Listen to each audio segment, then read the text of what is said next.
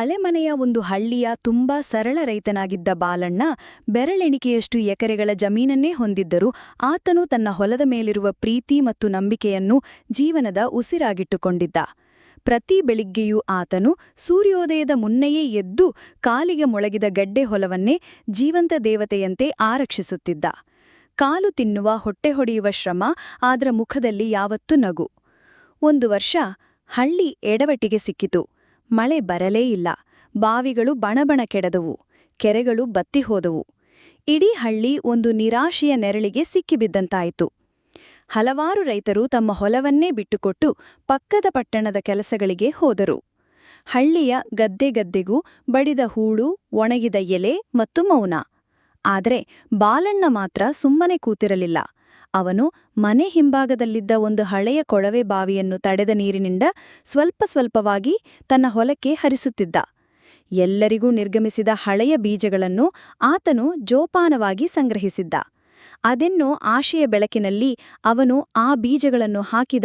ಹೊಸ ತಂತ್ರಜ್ಞಾನಗಳನ್ನು ತಾನೇ ಕಲಿತು ಮೊಬೈಲ್ನಲ್ಲಿ ಕೃಷಿಯ ಹೊಸ ಮಾರ್ಗಗಳನ್ನು ನೋಡಿ ಪ್ರಯೋಗ ಮಾಡ್ತಾ ಹೊಯ್ತಾ ಇದ್ದ. ಹತ್ತಿರದ ರೈತರು ನೋಡಿ ನಕ್ಕು ಹೇಳ್ತಿದ್ರು, "ಓಯ್ ಬಾಲಣ್ಣ, ನೀನೆಂಥ ಮಗ, ಬಳೆಯಿಲ್ಲದ ಹೊಲದಲ್ಲಿ ಬಿತ್ತನೆ ಮಾಡಿದ್ರೆ ಬೆಳೆ ಬರುತ್ತಾ?" ಆದ್ರೆ ಬಾಲಣ್ಣ ನಗುಮುಖದಿಂದ ಉತ್ತರ ಕೊಡುತ್ತಿದ್ದ, "ಮಳೆಯಿಲ್ಲ ಅನ್ನೋದು ನಿಜ, ಆದ್ರೆ ಪ್ರಯತ್ನವಿಲ್ಲ ಅನ್ನೋದು ಸುಳ್ಳಾಗ್ಬಾರ್ದು." ಹಗಲಿರುಳು ದುಡಿದು ಕೊನೆಗೆ ಬರುವ ಕಾಲದೊಂದು ಬದಲಾವಣೆ ತಂದುಕೊಟ್ಟಿತು. ಇಡೀ ಹಳ್ಳಿಯ ಹೊಲಗಳು ಬತ್ತಿಹೋಗಿ ಒಣಗಿದ್ದರೂ ಬಾಲಣ್ಣನ ಹೊಲ ಮಾತ್ರ ಕಿತ್ತಳೆ, ಮೆಣಸು, ಸೊಪ್ಪು ಇವುಗಳಿಂದ ಹಸಿರಾಗಿ ತುಂಬಿತ್ತು. ಅಷ್ಟು ಸುಂದರವಾಗಿ ಬೆಳೆದಿತ್ತು ಅಂದುಕೊಳ್ಳಲಾಗದಷ್ಟು.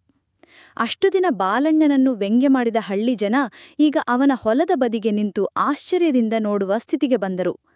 ಅಯ್ಯೋ, ಈ ಮನುಷ್ಯನ ಶ್ರದ್ಧೆ ನೋಡಿ ಎಲ್ಲರೂ ಬಿಡಿದಾಗ್ಲೇ ಈತನು ಸೊಪ್ಪು ಬೆಳೆಸಿದ್ದಾನೆ ಎನ್ನುತ್ತಾ. ಇದೇ ಸುದ್ದಿಯನ್ನು ಸರ್ಕಾರದ ಅಧಿಕಾರಿಗಳು ಕೇಳಿದರು.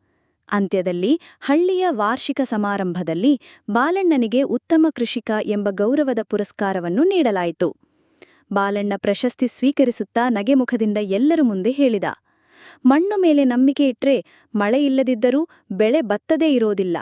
ಭೂಮಿಗೆ ಪ್ರೀತಿ, ಮನಸ್ಸಿಗೆ ಧೈರ್ಯ ಇದ್ದರೆ ಏನಾದರೂ ಸಾಧ್ಯ." ಈ ಕತೆ ನಮಗೆ ಏನು ಕಲಿಸುತ್ತದೆ? ಬೇರೆಯವರು ನಗಿದರೂ, ಪರಿಸ್ಥಿತಿ ಕೈಕೊಟ್ಟರೂ ನಾವು ನಮ್ಮ ನಂಬಿಕೆಯನ್ನು ಮತ್ತು ಶ್ರಮವನ್ನಿಟ್ಟು ಮುಂದುವರಿದರೆ ಯಶಸ್ಸು ನಮ್ಮೆದೆಯಲ್ಲೇ ಬರುತ್ತದೆ. ಬಾಲಣ್ಣನು ಅಂಥ ಧೈರ್ಯದ ದೀಪ.